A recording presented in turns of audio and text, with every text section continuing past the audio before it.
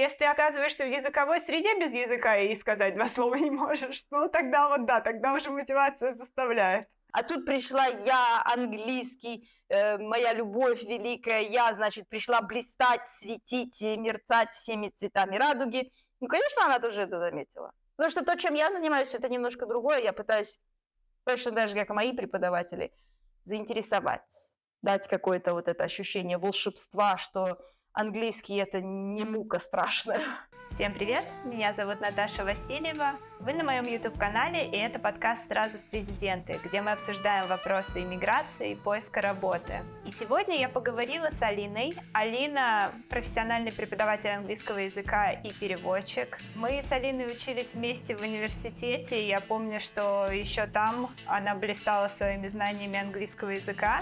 Поэтому мне было очень интересно с ней поговорить именно о том, как изучать английский язык, какие методы она использует в своем преподавании и как она учила сама английский язык с самого детства.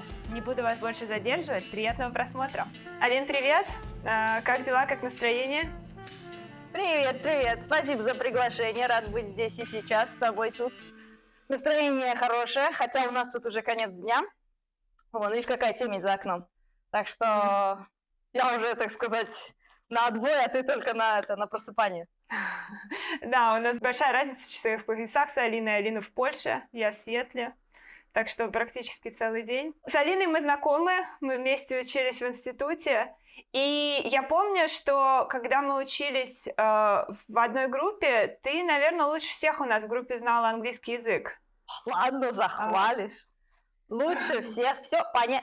Языковых, так сказать, в языковых пространствах, в пространствах изучения языка, так сказать, мне кажется, понятие «хорошо», «плохо», «лучше», «хуже» очень такое абстрактное. Ну, точно, как бы я себя считала в топовых позициях, скажем так, в числе тех, кто выделялся. Ну, по крайней мере, да, у тебя очень хорошее произношение было, у тебя была хорошая грамматика, и ты не боялась разговаривать. Ты, получается, ты его выучила еще в школе до института на очень хороший уровень. Ну, надо было. У нас же был с тобой вступительный экзамен, помнишь, да? Мы все сдавали вступительный экзамен, и он был не только математика, но и английский. Вот, поэтому с математикой ты, наверное, там блистала вовсю. А мне оставалось только компенсировать свои баллы за счет английского. И школа, ну, конечно. А где еще учить? В школе и репетиторство. Я не буду привирать, репетиторство у меня было всегда. У меня мама с ранних лет просекла, что это языковое обучение, английский язык, конечно. Хотя у меня потом был еще французский, это так, в меньшей степени. А вот английский у меня был всегда, с самого начала. У меня всегда были репетиторы, поэтому... С первого класса или еще раньше? Еще раньше. Вот с того прекрасного возраста, когда под стол ходишь пешком, ко мне приходил преподаватель, раскладывал передо мной карточки, доставал какую-нибудь игрушку, марионетку, и сам мной давай вот так вот, Алина, здравствуй, привет и так далее. Вау! Слушай, это очень прикольно. И, наверное, если с тобой в игровой форме занимались с самого детства, наверное, это было прикольно, да? Это было в кайф. Или нет? Или нет? Ну, я не помню, как бы мы такой возраст редко помним. Но, конечно, самое главное, что это дало мотивацию, да, это дало кайф изучения языка. Это то, чего как бы всегда нужно придерживаться, потому что если язык начинаешь учить через силу, раньше института ты этого не сделаешь, правда? Дисциплины не хватит. Да, и в институте, мне кажется, не особо. Вот если ты оказываешься в языковой среде без языка и сказать два слова не можешь, ну тогда вот да, тогда уже мотивация заставляет. Ну, да. Кстати говоря, у меня есть пример такой тоже. Девочка в Китае, когда мы были, девочка приехала учить китайский нормально. Но у нас была настолько международная как бы атмосфера, настолько было много людей из разных стран, что базовый язык был английский, несмотря на то, что все приехали учить китайский. И она учила английский, понимаешь? Она сделала больший акцент на английский и нормально с ним справилась. Я считаю, что к концу года она уже очень даже достойно разговаривала. Достаточно, чтобы закадрить себе поляка. Ну, кстати, да, я тоже помню такие примеры, когда люди приезжали с хорошим китайским, но с очень плохим английским, и понимали, что на международном кампусе как-то английский тоже нужен.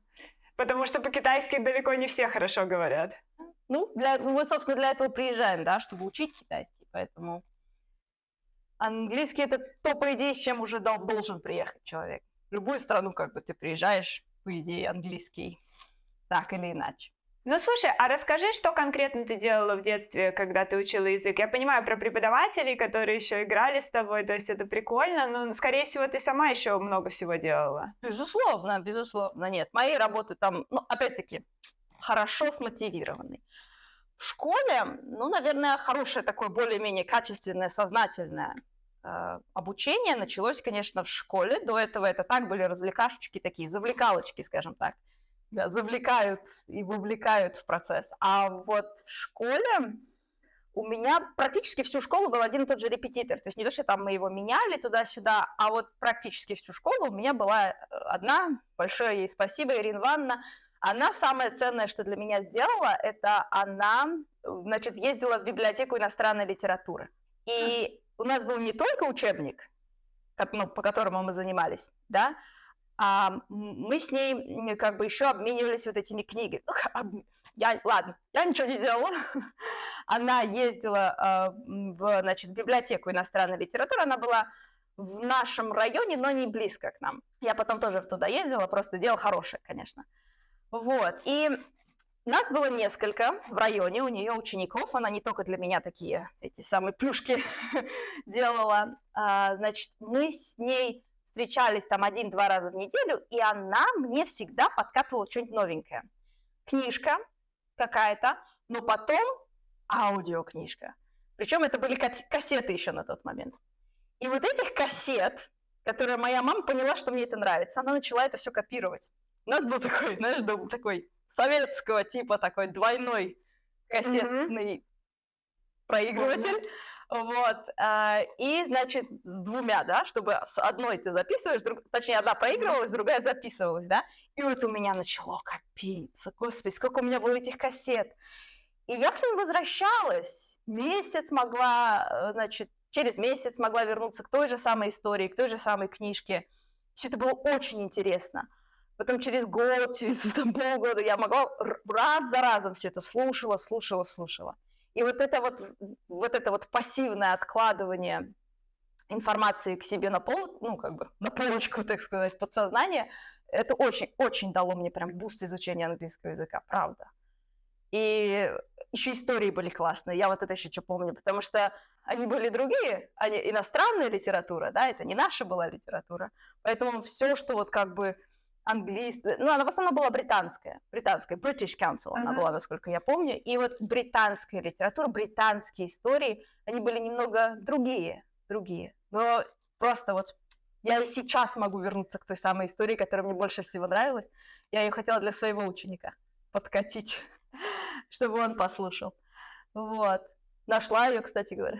Ничего себе. А что за история? История была про индейца в шкафу. Вот так называется. The Indian in the cupboard. Индеец в шкафу. И этот самый точнее шкаф. Там фишка была в шкафу. Шкаф умел оживлять пластмассовые фигурки.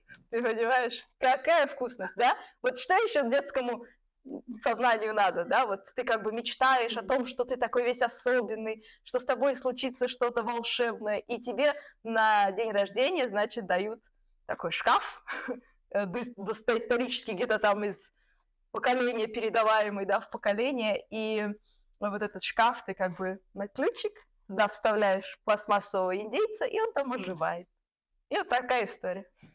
Я даже сейчас с удовольствием это прослушала. Честно, милота, да. И, кстати, моему ученику тоже понравилось очень. Ему сейчас сколько? Он слушал это в прошлом году. Я репетиторю, поэтому как бы у меня ученики.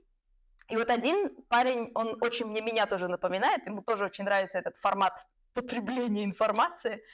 И вот получилось так, что ему тоже вот очень понравилось, и вот эта история ему тоже очень... Это сколько лет ребенку? 8 класс. 8 класс. Слушай, здорово. Я просто я вспоминаю себя в том возрасте, и я этого не делала, честно.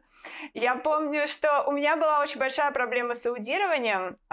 Вот прям, наверное, до тех пор, пока я не оказалась за границей, для меня аудирование было самое сложное. И я помню, что тоже вот эти задания по аудированию прям для меня они были какие-то... Ну, короче, я прокрастинировала их на самый последний момент, и что меня вот максимально демотивировало это делать, то, что я слушаю запись, и если я не понимаю там, не знаю, минимум 60-70% сразу, я просто не понимаю ничего, я ее выключаю, и мне, в принципе, не хочется ее слушать. Вот у тебя были такие моменты, и как ты с ними справлялась? Я, по-моему, полностью игнорировала это дело. Потому что, когда ты слушаешь аудирование, это же короткая запись, правда? То есть тебе дают короткий, выжатый кусок информации, которая твоя цель понять вот именно практически все, что ты слышишь. А когда я слушала вот те истории, да, в мои школьные годы, там не было цели услышать что-то конкретное. Там, даже если я уверена, что были, конечно, слова, которые мне не были непонятны, и потом, только годы спустя, если бы я их услышала, ах, вот оно, что это было, так вот, что это слово означало. Ты слушаешь историю. Ты настолько заинтересован в том, чтобы узнать, чем история живет, как она начинается, как она заканчивается, что совсем нет цели услышать что-то конкретное. Тебе интересно, что там дальше. Поэтому ты игнорируешь то, что непонятно. Ну, хрен бы с ним. Ну, непонятно, летишь дальше, а дальше там что-то интересное происходит.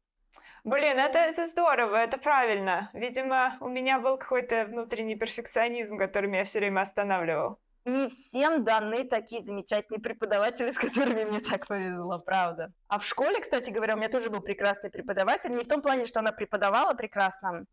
Школа-то у нас была обычная. Школа у нас была, по-моему, с изучением экономики, углубленное изучение экономики. Это были мертвые припарки абсолютно. То есть максимально, что нам дали, это бизнес-план, как написать. Все. Да. И какие-то там периодически были эти ярмарки, что типа нас учили, как прибыль считать, за расходы, доходы, как высчитывать эту цену за что-то. Это было, говорю, максимум. А так-то вот у нас была обычная школа, изучение английского языка было самое, что ни на есть обычное. И что делала моя преподавательница? Любому преподавателю приятно, если ты знаешь предмет, да, если ты приходишь, и как бы вот одно дело, как бы вот эти все балбесики, которые сидят там на задней парте, да, и ничего не понимают, особо не стараются. А тут пришла я, английский, моя любовь великая, я, значит, пришла блистать, светить и мерцать всеми цветами радуги. Ну, конечно, она тоже это заметила. Она начала меня во все конкурсы пихать. То есть любой конкурс, все, Алина идет. Как любое мероприятие, Алина идет на сцену, потому что Алина может что-то потом сказать на английском. Я помню, я тогда училась на гитаре играть. И у нас был какой-то, да не конкурс талантов это был, я, по-моему, вела весь концерт. Но в какой-то момент я пела песню на английском языке там, под гитару, под свою. Ой, сколько я насобирала комплиментов. Для меня это вот как топливо, знаешь, вот в мой аппарат. У меня заряда позитива и желание учиться на 100 лет вперед. Слушай, ну да, я прекрасно понимаю, как может мотивировать очень сильно именно выступление на сцене для тех, кто это любит. Ну, для тех, кто это любит, да. Ну да, не всем это нравится, конечно, но если тебе классно выступать, если ты любишь блистать, то, естественно, ты начинаешь готовиться намного больше для этого. Ну да, в этом плане, конечно, преподаватели под меня подстроились. То есть это вот знак хорошего преподавателя, как мне кажется, что они умеют найти то, что тебе нравится, правда? Найти вот эту мотивацию. И я вот тоже, кстати, в своей преподавательской практике тоже этого придерживаюсь. Я помню, я прям так и говорила, что я на начальных этапах, на первых этапах, когда только начинаешь заниматься, что я буду в тебя вот так вот брать, кучу информации вот так вот с тебя вот так вот кидать, и посмотрим, что приклеится. То есть книжечки, там какие-нибудь статейки, всем же нравится разное, да? Кому-то нравится вот этот вот короткий формат статьи, да, ну вот я ищу какие-нибудь статьи, не обязательно политического какого-то или новостного характера, просто веселенькие какие-то статейки. Сейчас столько всего, можно все найти. Ну вот, а кому-то нравится аудирование книжки слушать, кому-то фильм смотреть, так что вот так вот. И потом смотришь, что зашло, а что не зашло. Класс. Слушай, а расскажи, как ты их мотивируешь? Ну вот, допустим, человек посмотрел, послушал сказку или там почитал статью, да? Что вы дальше с ним делаете с этим? Что мы дальше делаем с прослушанной информацией? Мы ее анализируем. Я просто, видно же по человеку, понравилось ему задание или не понравилось. Если начинает ныть, это как бы, сколько у меня возраст? У меня ученики как бы сейчас намного старше. Во-первых, я как бы онлайн преподаю, то есть речи не идет о том, чтобы как-то побегать, попрыгать перед учениками там с маленькими детьми. Это не пройдет онлайн, нужна какая-то усидчивость. Вот. Просто спрашиваю, понравилось, не понравилось, о чем шла речь в истории. И, допустим, возьмем аудиокнигу, да, в качестве примера. Вот я даю аудиокнигу. Во-первых, нужно, если это книга, то нужно, конечно, спросить, сколько ты времени на нее потратил. Если долго, если, скажем, дольше, чем по идее как бы надо было, значит, явно что-то не пошло, да? Значит, можно как-то уже может быть, как-то сократить, может быть, понизить уровень. Люди гораздо лучше слушают те истории с большим удовольствием, которые легче. Сильно упрощать не надо, потому что, хоть какой-то челлендж в этом должен быть, да, хоть чуть-чуть это должно быть, как-то сложно, чтобы голова там работала. Вот, но можно всегда чуть-чуть попробовать понизить уровень и попробовать еще раз. История сама должна быть тоже интересной. Может, история не зашла. Может, кому-то нравятся страшные истории про привидения. Кому-то больше нравятся там сказки добрые с прекрасными там, не знаю, принцессами и белоснежными единорогами, я не знаю. Вот поэтому общаешься на тему, слушаешь, что тебе скажет ученик. Если понравилось... я не работаю с детьми, которые не понимают совсем, что им надо в жизни. Человек в состоянии мне ответить четко на вопрос, понравилось или не понравилось. А если не понравилось, то что? Формат, жанр, уровень. И ищем что-то другое. А у тебя бывали ученики, которые прям совсем не мотивированные? Или ты с такими не занимаешься?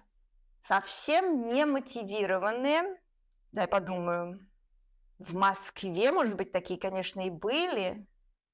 Нет, знаешь, был один такой, да, онлайн. Меня попросила его мама, хорошая моя подруга, помочь. А парню нужно было подготовиться к экзамену. Божечки, нет, там совсем никакой мотивации не было. Там все было из-под палки, ему совершенно ничего не нравилось. Но парень был взрослый. И плюс там как бы он четко понимал, что ему нужно это для экзамена. То есть он уже потерял вот этот момент, что ему нужно получать какое-то удовольствие от языка. Он понимал, что это будет экзамен, что это будет насилие какое-то над собой, и он с этим смирился. Я тоже с этим смирилась. Как бы мы с ним встретились, может быть, раза 4. Поняли, что сотрудничество как-то не идет. И он пошел просто на целевую подготовку к экзамену. Потому что то, чем я занимаюсь, это немножко другое. Я пытаюсь, точно так же, как и мои преподаватели, заинтересовать, дать какое-то вот это ощущение волшебства, что английский – это не мука страшная. Вот. И как бы вот так. А вот в его случае он понимал, что это будет сложно, и как бы смирился с этим. Я тоже смирилась. Окей. Слушай, а у тебя есть какие-нибудь советы, вот, допустим, для родителей, у которых маленькие дети, они хотят, чтобы они изучали язык, с ранних лет, но, допустим, у них нет денег на хорошего преподавателя или как-то не везет с преподавателями. Вот ты знаешь, как родители могут сами заинтересовывать детей? Это мы сейчас говорим про родителей, которые живут в Америке или которые в России? В Америке легче, конечно. В Америке его можно просто отдать в англоязычный садик, и ему придется, да. То есть я, наверное, имею в виду, да, людей, которые вне среды. Вне среды, как родители самостоятельно могут заинтересовать своих детей? Значит, нужно... как заинтересовать детей? Дети откликаются ровно на все одно и то же. Очень классно, если преподаватель есть. Очень классно, если это, конечно, в группе. То есть детей несколько, они могут между собой взаимодействовать, играть. Но если такой возможности нет, то на что хорошо реагируют любые дети? Дети. На игры, правильно? Игры, музыка, танец. Это если нет, есть же люди, которые не любят избыточное сидение перед экраном. Поэтому мы опустим мультики, мы опустим как бы... На ютубчике есть достаточное количество песен, причем эти песни иногда даже с какими-то заданиями бывают. Это все можно посмотреть. Super Simple, что-то там English, по-моему, было, или Super Simple Songs. Очень замечательно заходит просто. Это был большой хит в Китае, я помню, когда мы детям тоже... Нужно было какую-то тему представлять. Или просто идешь super simple songs и смотришь какую-нибудь тему цвета, животные, поход в зоопарк. И все. Единственное, что не нужно как бы тоже потом, не на начальных этапах, да, а вот чуть позже, можно уже включать как бы это все дело нон-стопом, и не важно, что там играет на заднем плане. А на начальных этапах было бы прикольно, допустим, все-таки тематически как-то к этому подходить, да, то есть выбирать какую-то игрушку, с которой ребенок и так уже играет, и пытаться вводить, допустим, те слова, которые были в песенке, да, спрашивать, какого цвета что-то. Честно тебе только скажу, что из моего опыта, когда родители, которые не очень, да, в принципе, вообще родители, неважно, какой у родителей уровень языка, когда они пытаются научить своих детей чему-то, это сложнее всегда. Это всегда сложнее. Потому что, родитель, он уже как бы знает свой бейслайн, то есть он какой-то статус-кво уже существует между ребенком и родителем. Да, то есть пытаться обмануть ребенка и сказать, если ты будешь говорить не на английском, то я тебя не пойму. А если я, как бы, вот с моей точки зрения, да, когда там учить кого-то английскому языку, то ты приходишь, как бы, нет, ты не придуриваешься, что ты не знаешь самый русский язык, что ты их не поймешь. Хотя такие, кстати говоря, тоже занятия, это очень классно с носителем языка, когда он тебя реально не понимает. А когда ты просто такие условия ставишь. То есть ты объясняешь правила игры. Когда я прихожу, мы говорим на английском языке. Даже если сложно вначале, ты добавляешь по чуть-чуть. То есть начиная со слов просто «привет, как дела?», а потом ты начинаешь с ними разговаривать. И потом уже как бы нет такого, что с тобой ученик поздоровается на русском языке. Он уже не привык к этому. Такие правила игры. Ну да, кстати, я довольно много такого слышала, что, во-первых, дети очень неплохо понимают рамки, когда эти рамки последовательные и хорошо объяснены и выстроены. Да, с родителями перестраивать рамки довольно сложно. Я знаю, в билингвальных семьях, там, допустим, вообще с самого рождения ребенка, допустим, они принимают условие, что один родитель говорит на одном языке, второй родитель говорит на другом языке с ребенком. И тогда они нормально существуют в этом всем. Но да, я понимаю, что вдруг там вы 5 лет с ним говорили на своем родном языке, а тут вдруг начинаете говорить на иностранном, это довольно странно может восприниматься и ребенком, и родителю может быть кринжово, и да, все это может пойти не туда совсем. Ну, по крайней мере, не в юном возрасте. Потом, когда ты предлагаешь ребенку, когда он уже в школе, у тебя уже идет языковая какая-то практика, ребенок уже научился к чему-то там в школе, и ты предлагаешь попрактиковаться с тобой и поставить, допустим, условие, что там, ну, зависит, конечно, от отношений в семье, но если сказать, допустим, что ты будешь 2 часа в каждое воскресенье с такого-то по такое-то мы будем беседовать только на английском языке, или только на французском, или на каком там, то я думаю, что опять-таки правила игры установлены четко. Это для детей абсолютно любого возраста, причем, кстати, это работает. Я помню, когда у меня была практика, в смысле, я работала уже в институте на тот момент, и я тогда курировала, курс мне дали, курс по удаленному изучению определенных тематик на английском языке. То есть это были какие-то актуальные проблемы глобальные, и преподаватели были американцы. И мы подключали их к, нашему классу, который был у нас в Москве, в нашем институте. И там тоже как бы мне дали курс и сказали «на». Так вот, лепи, что хочешь. Понятное дело, как бы студенты, они же... Я тогда не намного была их старше, мне дали тогда, ну сколько они были, 3-й, 4-й курс они были, а я только закончила магистратуру. То есть это было, ну может быть, на 3-4 года я была их старше. И обязательно было тоже какой-то уровень уважения с их стороны получить. Для меня это было проще в том плане, что каждое занятие я давала вступление на английском языке. Они слышали, как я говорю с преподавателем американцем на английском. Плюс я занимала модератор, тоже говорила, тоже понимала. Они это все видят. Английский. Вот. А потом тоже нужно было просто четко выстроить правила игры. То есть курс выглядит так. Вы приходите на все лекции, я там проверяю вашу посещаемость. Вы там делаете определенное количество статей, вы мне сдаете такое-то количество материала. В начале, курса выставляешь, как будет выглядеть курс, и все. Вот после этого как бы появляется структура, и дети любого возраста, будь они в университете, будь они в школе, они, соответственно, они в эти рамки нормально себя подгоняют. Такие правила игры. Классно. И ты, кстати, спросила, допустим, дети в Америке или в России. Мне кажется, что вот, допустим, у семей, которые в Америке, у них возникают подобные проблемы с родным языком. Те, кто хотят, чтобы их дети не теряли родной язык, допустим, у них наоборот проблема в том, что дети всегда в американской среде говорят на английском, и для ребенка уже английский родной язык. Бывает такое, да. Но тут как бы поможет среду языковую создавать. То есть, опять-таки, искать ровесников, и чтобы с ровесником показывать ценность языка. То есть здесь как бы концепт того, что ты говоришь своему детенышу, что для него это будет полезно. А для чего ребенку может быть полезно общение на другом языке? С мамой, с папой? Да, но с ровесниками-то разговаривать веселее, и приятнее, и интереснее.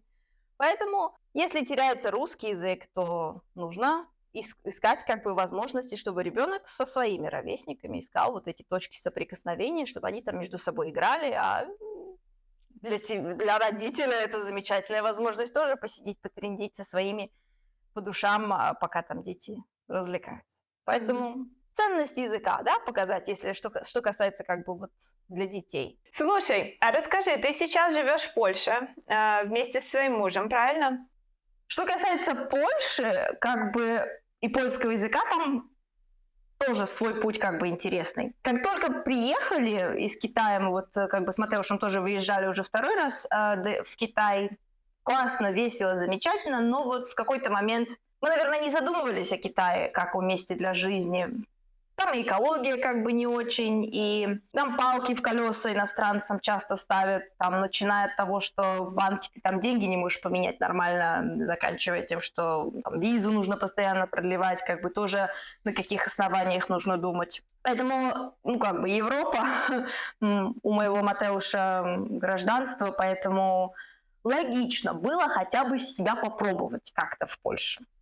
Вот. После приезда да, задалась вопросом того, чтобы учить польский язык, безусловно.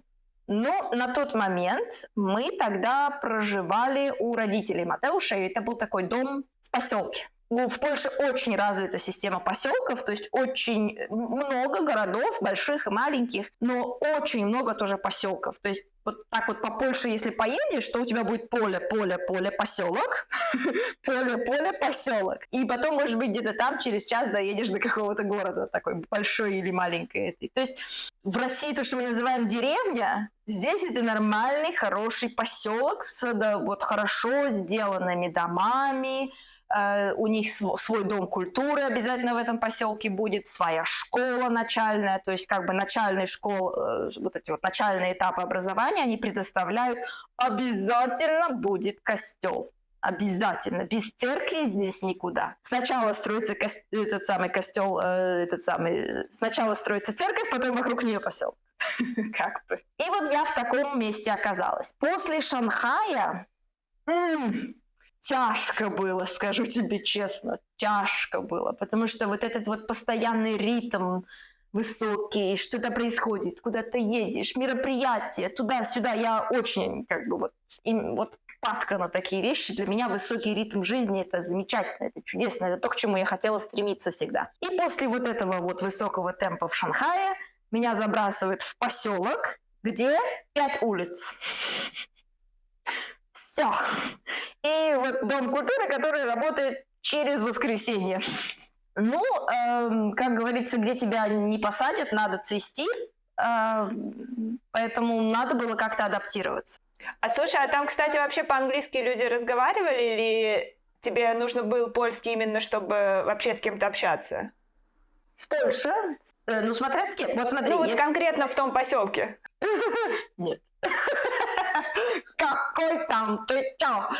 Нет, кстати говоря, со мной вот старшее поколение, в том числе Матеуша, родители, они охотнее пытались, и ключевое слово здесь именно попытки, говорить на русском. Так что нет, никакого английского языка ни от сестер Матеуша, у него 2 сестры, ни от их мужей, ни от их детей, ни от родителей Матеуша. Тут большая семья, как бы нет никакого английского языка. Вот, и вот родители, которые еще когда-то там в советские времена учили русский, они как-то вот задумывались о том, чтобы почесать репу там и что-то сказать на русском языке. Но это были, я говорю, это были такие чисто из уважения ко мне, по-моему, попытки с какой-то вот намерением как-то доброжелательно, вот какие-то доброжелательные отношения выстроить. Ну да, моя цель была оттуда свалить. Я попыталась, искренне попыталась замедлиться, подышать, выходить на пробежки, как-то вот себя успокоить на тот момент. У меня было, в принципе, чем заняться. Я как бы еще творчеством занималась периодически. Скажем так, пока вот первые несколько месяцев... мы еще помогали на строительстве у сестры Матеуша. Они тогда строили дом, мы туда выезжали. Ну, то есть какая-то движуха была. Ближе к зиме... Это было страшно. Это было страшно. У меня работы нет. Я ее ищу, как бы, но у меня работы нет. Заняться особо нечего вот в этом доме, где опять 5 улиц, на весь поселок. На пробежки я тогда выходила как бы регулярно. Вот, и это была вся моя развлекалова. Поэтому, что я делала? Как я искала работу, да? Это вот хороший вопрос, да? Не нужен был польский. Я как-то вот... Я понимала, что моего уровня недостаточно. Я тогда специализированно польский не учила. Я слушала то, что происходит вокруг меня. У меня всегда было такое, что языки давались чуть проще, чем все остальное. Поэтому, да, я что-то там читала, но вот так, чтобы углубленно, допустим, грамматикой заниматься или Мое аудирование было это послушать маму и папу, как они там вечером разговаривают. Телевизор я смотрела, с Матеушем разговаривала. Тогда мы приняли решение, что если до этого мы разговаривали в семье на английском, то сейчас мы переключились планомерно на польский, чтобы я привыкала к языку и его учила. Самая лучшая практика, правда же? Как бы с носителем языка. У меня, правда, преподаватель из него был никакой. В том плане, что он меня совершенно не исправлял.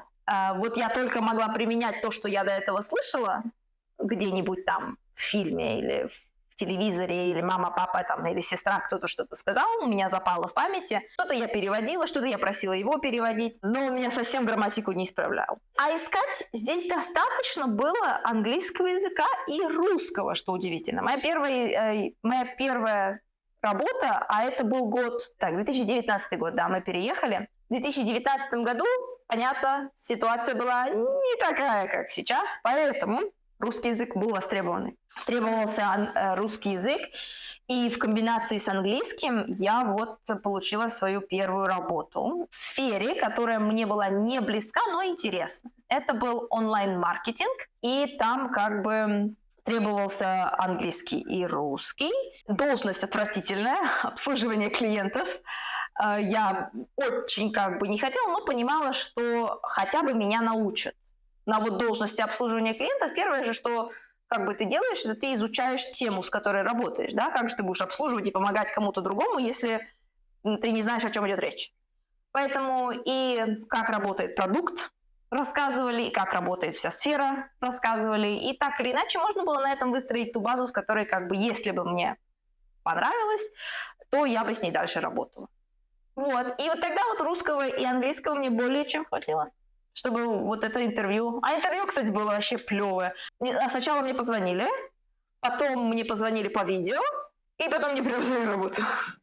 Ну, как бы должность невысокая, я думаю, что там особо и не требовалось каких-то там масштабных поисков.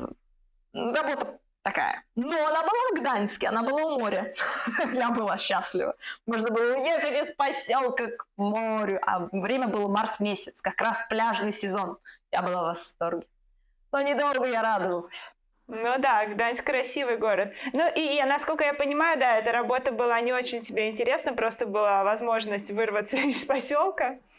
Слушай, один уточняющий вопрос по поводу польского. Вернемся, потом я с тебя еще спрошу про работу.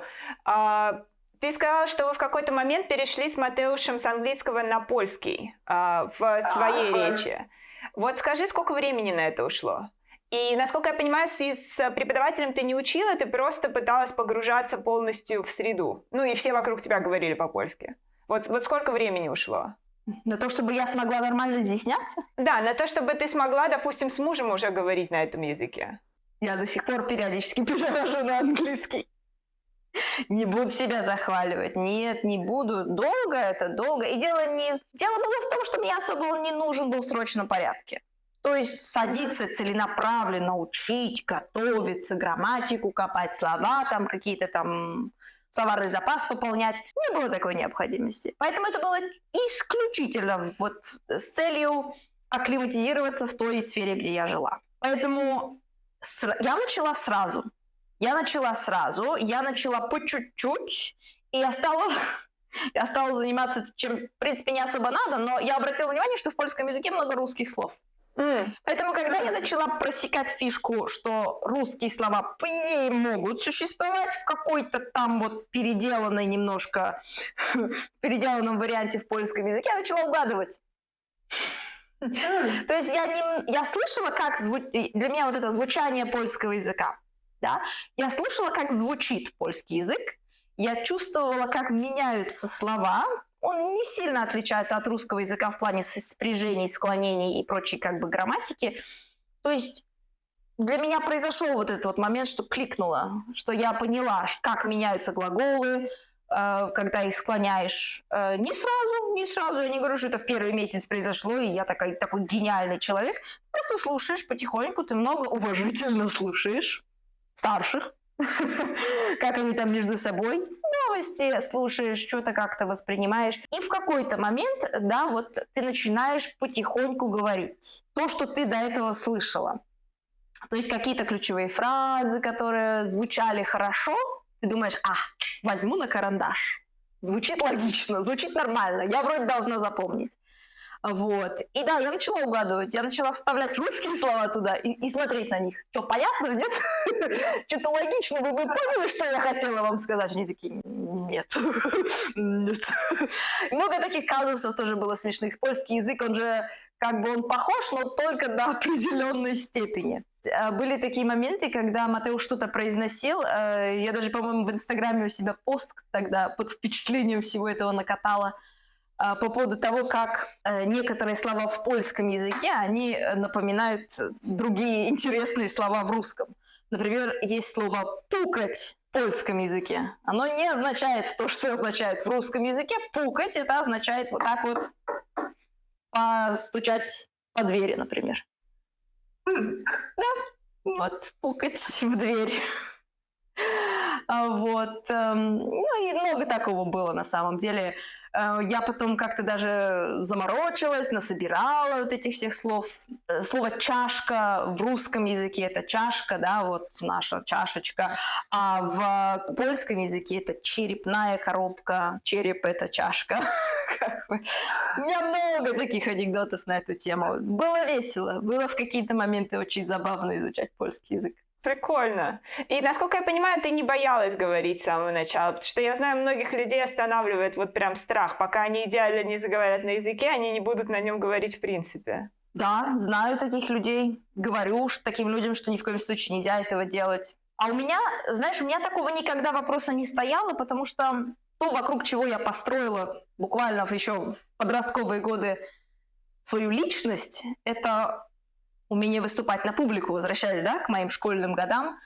То есть умение выступать, умение рассказать, умение передать информацию в форме истории, в форме анекдотов, в форме какого-то вот чего-то, то, что привлекает внимание. Отбирая у меня язык, ты отбираешь у меня главный инструмент того, как я вообще существую в этом мире. То есть у меня как будто руки забрали, как это я не могу изъясниться, как это я не могу никого очаровать, рассказав им интересную историю, да, или поделиться собственным опытом. То есть для меня это была жизненная необходимость. Как я могу подружиться с сестрами Матеуша, если я не могу им рассказать чего-то? То есть у меня как бы была мотивация в любом случае раскрыть рот и в любом случае что-то сказать.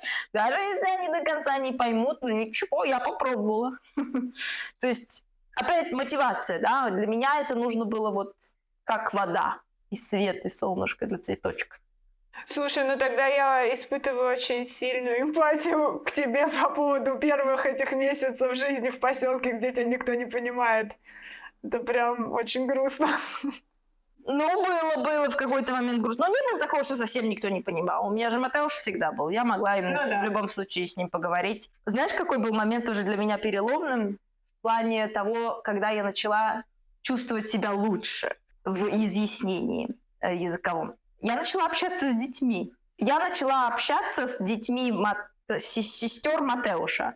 То есть у одной там сестры 2 девочки было, на тот момент в возрасте, сколько им сейчас 7, мало им было, 5-7 лет, что-то такое. Или, по-моему, даже 4 годика младше было. А у второй сестры 3 мальчика. У одной 2 девочки, с другой 3 мальчика. Вот.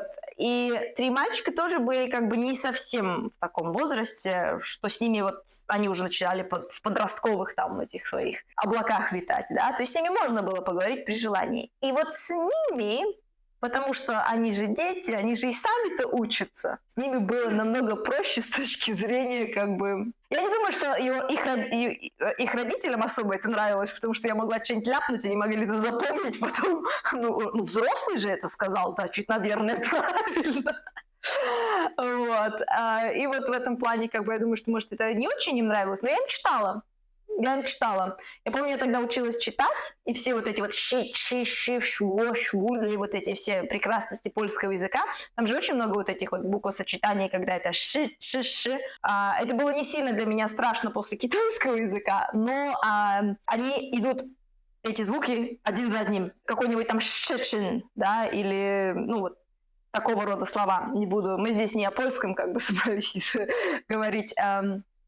Да, я им читала. Я вот тогда, как бы, я думаю, что это всех устраивало. Потому что, как бы, приезжают дети, я открываю книжку, я им читаю, они меня слушают, и даже если я там что-то неправильно прочитала, ну хрен бы с ним. Дети и так поняли, они, наверное, эту книжку и так уже в своей жизни слышали, и ничего страшного я не делала при этом. Вот, так что вот этот еще момент как бы интересный был. Это очень неочевидная, кстати, вещь, изучение языка через общение с детьми-носителями. Очень прикольно, спасибо, что поделилась. Мое, так сказать, удовольствие в этом исключительно поделиться, да. Ну, это, кстати говоря, да, тоже для меня неочевидная вещь была. Но даже сейчас бывает такое, что они там где-то, ну, даже сейчас, вот мы приезжаем на Рождество, вот недавно было Рождество, приезжаем, застолье, взрослые сидят, разговаривают о чем? О политике. Вот. И они там что-то трындят свою дудку. Причем это как бы, понимаешь, да, это все вещи повторяющиеся, как бы недовольство, оно сильно не уходит у людей, если ситуация не меняется. И тут особо в Польше-то как бы особо, ну, пока еще ничего не поменялось. Сейчас, кстати, были выборы. Правящая партия поменялась, посмотрим, что-то поменяется или нет. Вот. А до этого как бы, ну что, жаловались на одни и те же вещи, так и продолжали жаловаться. Я эту лексику и эту грамматику уже знала на тот момент, я это все уже слышала, поэтому я это все оставила в той комнате, где это было, и ушла к детям. Мы с ними играли в игры. Класс. Да, опять игры. Смотри, дети любого возраста. А я тоже считаю себя искренне все-таки, да, немножко ребенком. Вот. Так что мы играем в игры, и было замечательно. Знаешь, вот эту прекрасную игру, когда ты клеишь себе карточку на вот сюда. Ну, она, ну, как бы... Кто ты такой? И нужно угадать? Да. А ты можешь задавать вопросы только на которые да-нет.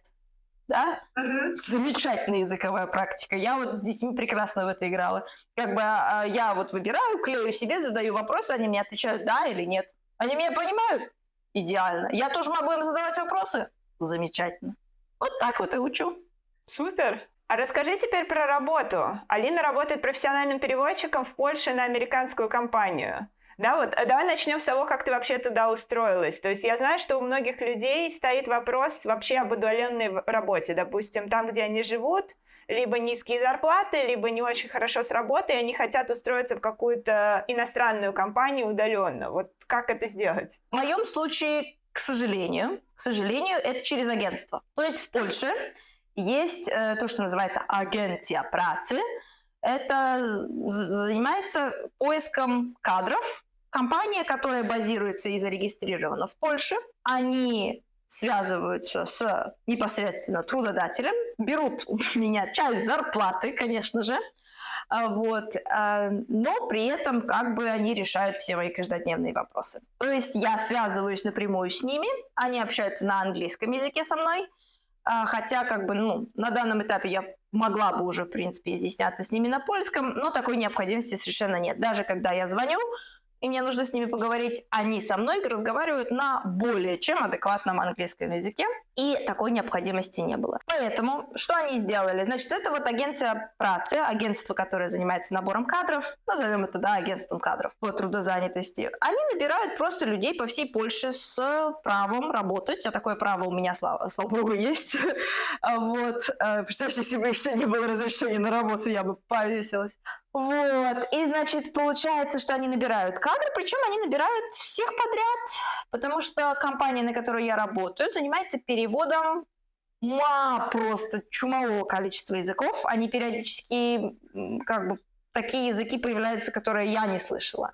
То есть какие-то буквально мелкие, какие-то вот кармашек такой вот людей вот где-нибудь там в Африке живет и говорит на этом языке. Есть такая вероятность, что такого переводчика удастся найти в этой компании. Да, поэтому, когда я проходила обучение, кстати, они предоставляли обучение, так немножко сделаем откат, расскажу про интервью. Значит, я на них вышла через сайт трудоустройства, просто как бы вот объявление было. Требуются переводчики. Я думаю, отлично, ну ладно, как бы, что. Полностью удаленная. И требуются переводчики русский, английский. И там было так и написано. Если типа для вас английский это как вот так же, естественно, вы на нем разговариваете, как на своем родном, то давайте к нам. Значит, первый был шаг, это был языковой тест, конечно же, английского языка и русского языка. Меня тестировали по 2 языкам. И потом со мной тоже беседовали. Ну, беседовали со мной, по-моему, потому что у меня нормально не записалось мое задание. Там одно задание было типа «Расскажите о доме, в котором вы живете», типа того.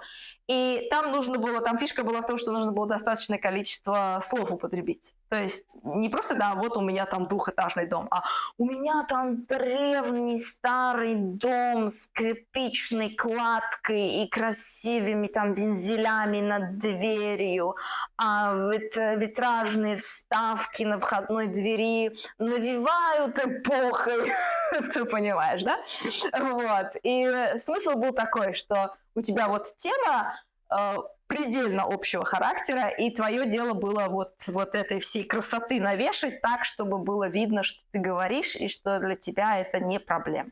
Потому что дьявол, он-то в деталях. Вот. Именно вот эта вот детальная информация, вот эти вот специфические слова очень часто играют важную роль в работе переводчика, потому что мы же должны переводить так, как есть, а не так, как нам кажется, или так, как мы там предполагаем, да, догадываемся. А вот то слово, которое сказали, особенно, допустим, в медицинской практике это важно. Если тебе сказали, что боль, она вот такая, ты обязан перевести ее вот так, а не иначе. Иначе будет какой-то возможный потенциальный вопрос потом к тебе, а что ты неправильно перевела и не поставили неправильный диагноз. Хотя, я сомневаюсь, что до этого доходит, конечно, но вот это было важно. Ну, и я пошла на интервью, потому что, мне кажется, у меня там что-то не записалось. Поэтому мне позвонил нормально представитель компании из Америки и со мной побеседовали. Ну и все. После этого пригласили на обучение. Потому что там была основная как бы фишка вот этой работы переводчика в том, что не требуется ничего, кроме языка. А потом нас месяц учили. Учили, давали специальную вот эту лексику, лексику, которая относится непосредственно к нашей работе. Да, мы же переводчики абсолютно любой сферы. Абсолютно. То есть мне могут позвонить из больницы, мне могут позвонить из стоматологического центра. То есть если ты не знаешь, как будет коренной зуб или молочный, дьявол он в деталях, понимаешь? Вот. Коронки всякие разные, штыри, закрутки там какие-то. О, господи, чего я только не учила в свое время. Да, не задумывалась даже о таких вещах, а тут я должна была учить что-то, как будут мосты, которые там между зубами восстанавливаются. Вот, так что медицина, стоматология, юридические вопросы, из банка могут позвонить. Самые мои нелюбимые – это по страховке по медицинской, потому что они очень муторные, это опять связано с документами, а я очень потому что там очень дотошно нужно переводить, потому что это документ. Поэтому разъяснять, какие там планы у них бывают, я тоже это все очень не люблю. Вот. Часто звонят из госучреждений, где там на пособие люди подаются. Сейчас много же приезжих, которым требуется помощь. Мы все знаем откуда. Вот, поэтому они же подаются тоже на пособие, на государственную помощь. Вот. Слушай, а скажи, ты сказала вот про обучение и про то, что у вас определенное количество тематик есть, с которыми ты работаешь, вот, допустим, там медицина, стоматология, какие-то юридические вопросы. Как ты учила эту лексику? Потому что вот у меня тоже такие моменты были, когда ты приходишь на работу, да, и ты вроде как, вот, допустим, я знаю английский язык, да, но мне нужно на английском языке разбираться в том, чего я даже не до конца понимаю по-русски. Вот что ты делала? Отличный вопрос, кстати говоря, да. Это был важный тоже для меня этап. Возвращение к своим корням. Потому что опять давали материал, который нужно учить.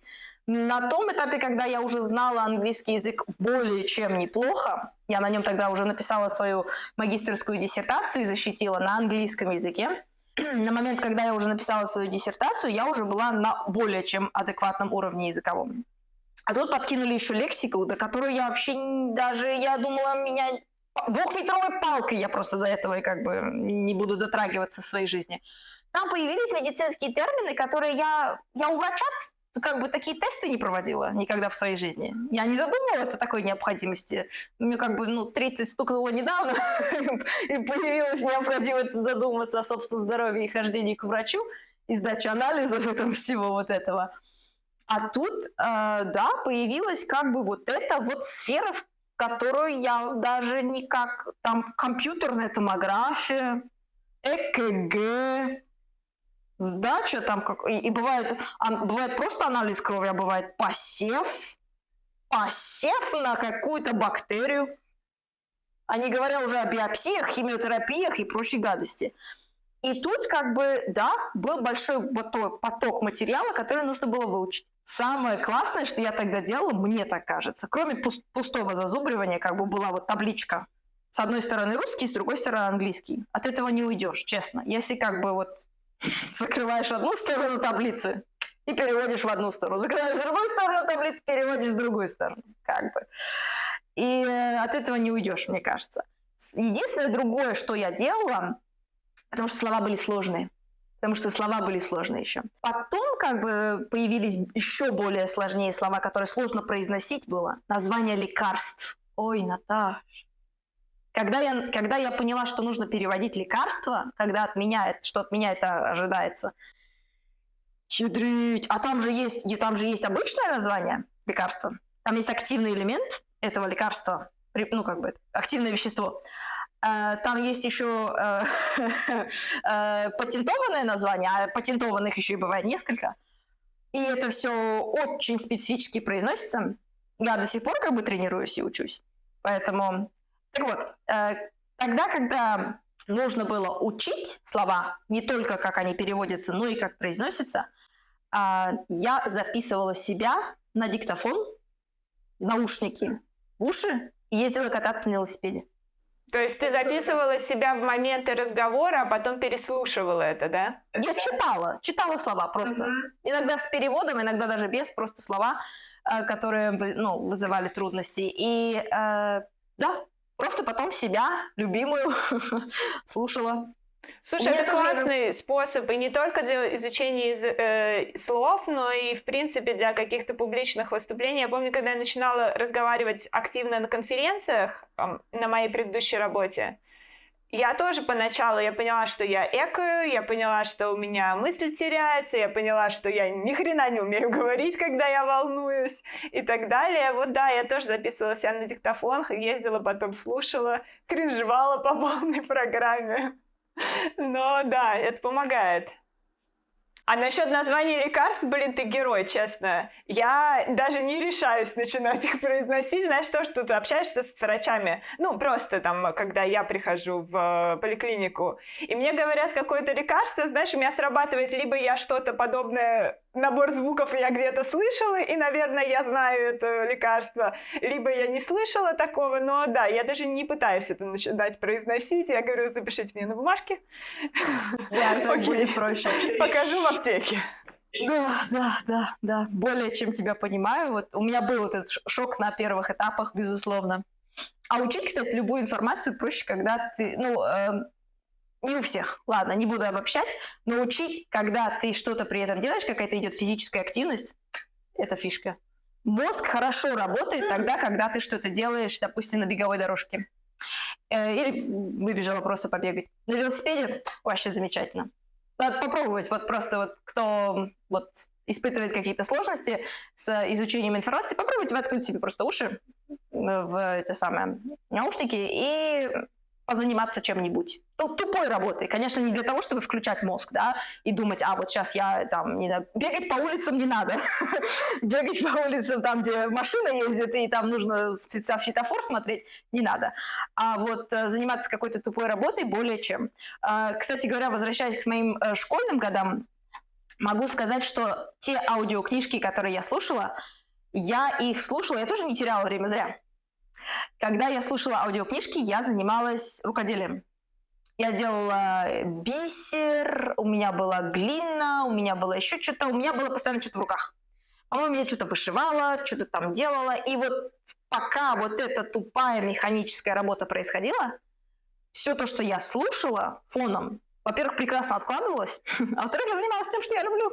Да, слушай, очень хороший совет, особенно когда у нас постоянно не хватает концентрации, вот, да, типа усадить себя просто слушать аудиокнижку, мне кажется, вообще нереально. Ну, да, я, допустим, люблю гулять и слушать аудиокнижку, и уже как-то намного приятнее это все. Или да, то, что ты говоришь, что типа лучше укладывать информацию, когда ты занимаешься каким-то физической активностью.